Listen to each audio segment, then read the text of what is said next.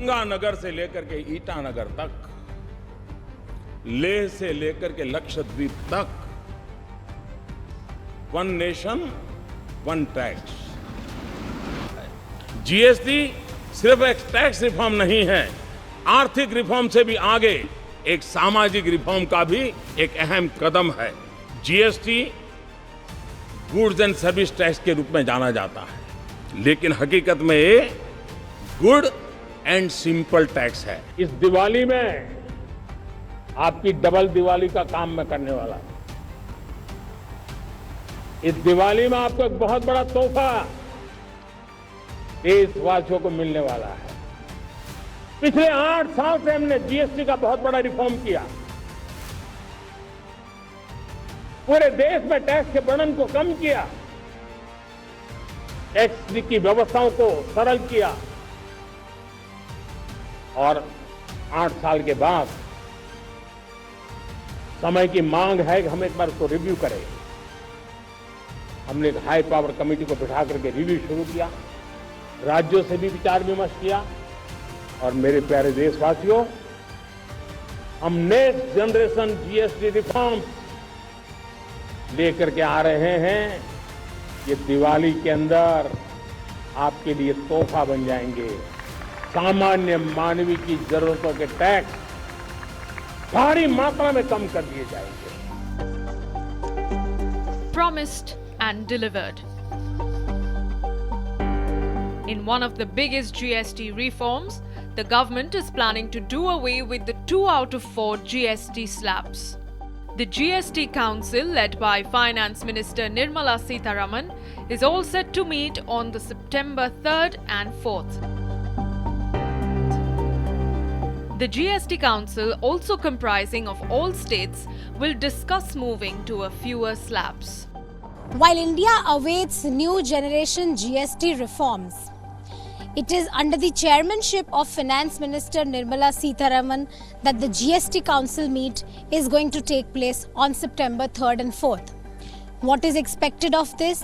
4 slabs would be rationalized into 2 slabs. This is the major takeaway which we have been seeing since many days. While there will be many other discussions which will be happening in this GST Council meet, where people from every state's GST Council will be here. They will be meeting Nirmala Sitharaman to finalize and chalk out the final plan of new generation GST reform. It is going to be the biggest tax reform since 2017. PM's clarion call for reform and rationalization is the hallmark of a great leader.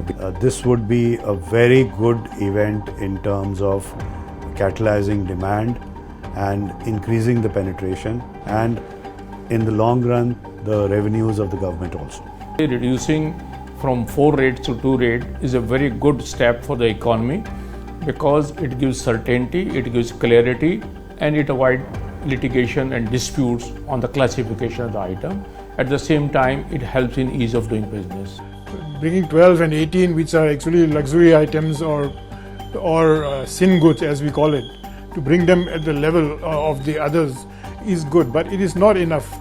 My ideal would be to bring all of them together into one slab only. Consumers are in for some major benefits. Once implemented, a lot of FMCG products will get cheaper. There are 2 particular areas, which is air conditioning and color television, which are taxed at 28%, which is extraordinary. So an immediate rationalization is very important. Mobile phones has a history of very low taxes till GST, because we were broadly taxed at about 5%, and in the GST fitment, the fitment should have been at 5%. Instead of that, fitment was at 12%, and then it was increased to 18% in March 2020. And I think it is very important for consumption, for penetration of smartphones, that the GST is rationalized back to the pre-GST area of 5%, and that has been our request. GST, when first introduced, faced major apprehensions. Sholay picture में गब्बर सिंह था, आप Gabbar Singh tax लाए, मतलब उसमें गब्बर भी है, सांबा भी है, कालिया भी है, उस समय मतलब पूरा का पूरा gang. But over the years, the aim has been to make GST into good and simple tax. अब जीएसटी में नेक्स्ट जनरेशन रिफॉर्म होने जा रहा है. इस दिवाली जीएसटी रिफॉर्म से डबल बोनस देशवासियों को मिलने वाला है. हमने इसका पूरा प्रारूप राज्यों को भेज दिया है. मैं आशा करता हूं कि सभी राज्य भारत सरकार के इस इनिशिएटिव को सहयोग करेंगे, जल्द से जल्द इस प्रक्रिया को पूरा करेंगे ताकि ये दिवाली और ज्यादा शानदार बन सके. हमारा प्रयास जीएसटी को और आसान बनाने और टैक्स दरों को रिवाइज करने का है. Loss of revenue has been a consistent complaint of opposition states.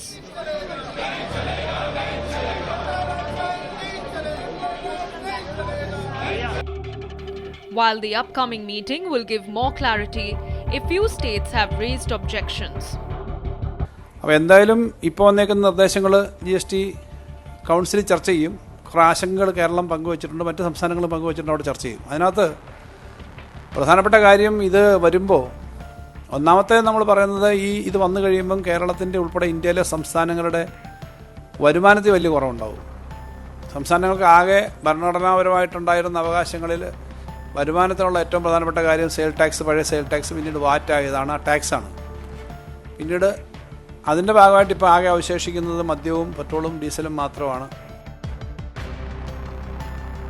On one hand, Rahul Gandhi bats for tax slab rationalization, and on the other, opposition states seems against it, objecting to new reforms and seeking compensation for the revenue loss. Revenue slab changes affects the revenue across the board, not just CGST or SGST. So if it affects the revenue either upwards or downwards, it affects across the board, not just you can't have something which says you'll affect only the state governments. And in fact, one problem with GST is that while we say it should be one tax, one country, one tax, we still have excise tax on petroleum and POL, and also on liquor. I think these are still under the state government, and most of the state revenue is coming from these two items. So I think this 12%, 8% change from somewhere else really doesn't affect the state governments. Another major highlight of the GST reforms is the fact that the Modi government's tax reforms come in the backdrop of a waging global tariff war. Well, the 56th meeting of the GST Council is slated to take place on September 3 and 4. Now, this meeting is important because it comes after Prime Minister Narendra Modi on Independence Day announced that there will be GST 2.0 reforms, and the meeting will definitely be discussing the GST reforms which are set to kick in. Now, the big question that is being raised is, will these GST reforms be enough to counter the deficit that could be created by Donald Trump's tariffs? Now, I have some interesting data here to share. According to out of the 434 billion worth of exports that India carried out in 2024, almost 87 billion went to the US, and out of that's about 2.5% of India's GDP. Now, if independent estimates are to be believed, including that by Moody's Analytics, the impact of Donald Trump's 50% tariffs on these exports is expected to be somewhere around 0.7% of India's GDP. Now, the GST reforms, we have 4 slabs as of now, that is 5%, 12%, 18% and 28%. The government has proposed that these will be restructured to 5% and 18%, and the existing companies, whoever are paying the other two existing slabs, will be reduced to paying 5% and 18% GST. Now, according to independent estimates, this is expected to boost consumption, and this in turn is going to boost India's GDP by about 0.6%, which is approximately the same as the loss due to Donald Trump's tariffs is pegged at. So yes, in a way, GST reforms can definitely be considered to be helping to cushion the GDP loss that may happen because of Donald Trump's tariffs. Yes, there is definitely going to be a hit on the government's collections. It's going to affect the government's government's income, so to say. But then the consumption that it may trigger will definitely be of immense importance to India's GDP. There are apprehensions whether the GST reforms will have any impact on India's positioning as a global investment destination. The question of whether it is important globally of what we are doing in GST, it is a very important factor that people want predictability on what the indirect tax structure should be. But that is not the only attribute with which investment, FDI, is made.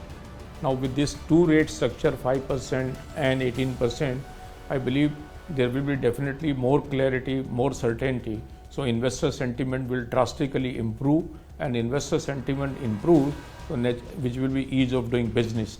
And I believe not only the investor, the consumer also will be greatly benefited, not by the reduced rate, but also avoiding the confusion which prevails in the market also.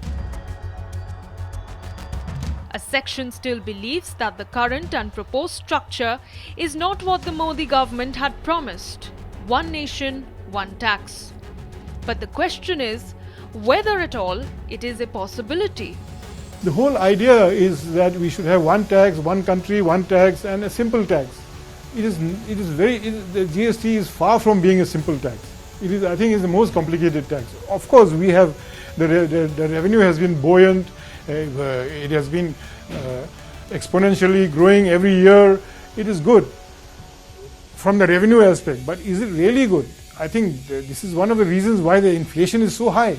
Inputs are costing high, everything is costing high, petroleum, everything is the basic input which are having cascading effect on the economy. Goods are being taxed high, so you'll create inflation only. I believe to expect that there will be only one rate in India may be a difficult proposition. We are a country of 140 crore plus people. If we want to bring a unified rate, so then obviously it has to be between 5 and 18, like say 14, 15 or whatever it is. So most of the item of 5% will then get switched over to 14, 15%, which will affect the masses at end. Now milk, vegetable, food products, whatever we buy, etc., and which are consumed by the large population, they will become costlier and difficult for their possession. All eyes now remain on the outcome of the 56th GST Council meeting for the formal announcement of new reforms.